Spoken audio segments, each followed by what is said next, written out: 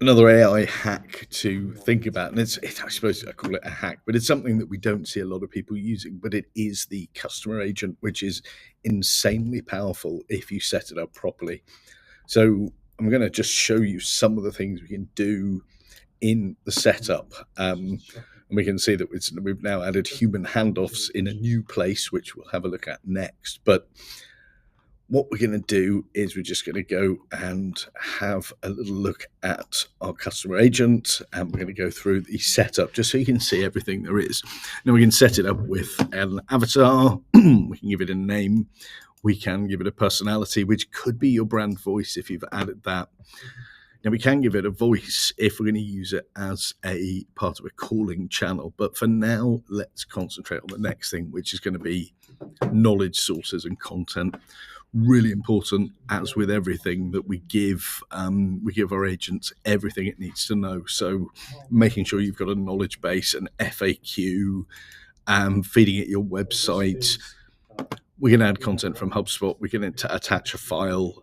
We can import from a public URL, or we can create a short answer to a question. If there are questions that we are finding are consistently asked, we can create short answers.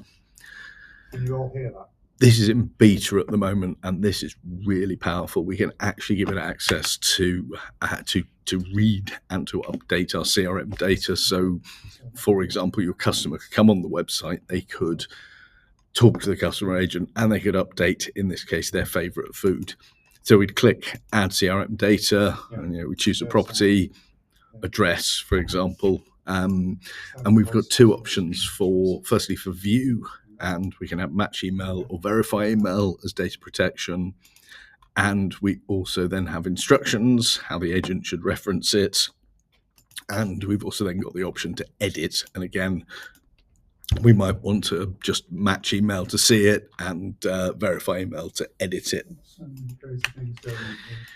We've also then got agent goals. So we would asking it in this case to resolve issues.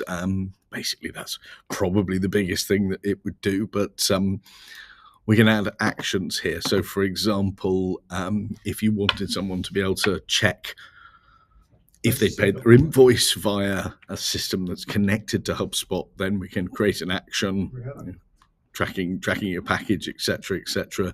We can define the outputs, and we can then connect it and have an API request to your order fulfillment system, for example, so that people can check what's actually happening. So again, a nice, really powerful thing.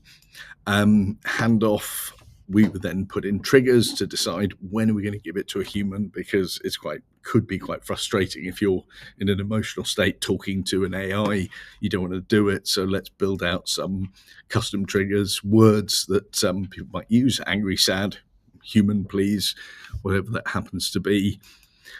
And the final thing is that we would then decide where we're going to deploy it. So we might have it in a specific channel, we might have it connected to a chat flow, whatever it happens to be. We've also then got performance reporting, and there's some really neat features in here. We can see the impact over time. We can see conversations that have been handled. We can see visitor feedback. All of these sorts of things are really useful for making sure that we get it better. And the really big thing here is that it's got knowledge gaps. So if somebody asks a question that it can't handle, customer service, are you happy to provide? So it doesn't know. That's not there. So it'll give you a prompt and tell you can create a short answer. You can write a knowledge base article. Click here, add your knowledge base article, and then it's got a knowledge source. So really, really nice, really powerful. It does use credits, but you get a bunch of credits in your account, and you can limit your credit use. So I'd highly recommend at least building out and testing your customer agent as part of your deploying your AI behind the scenes in HubSpot.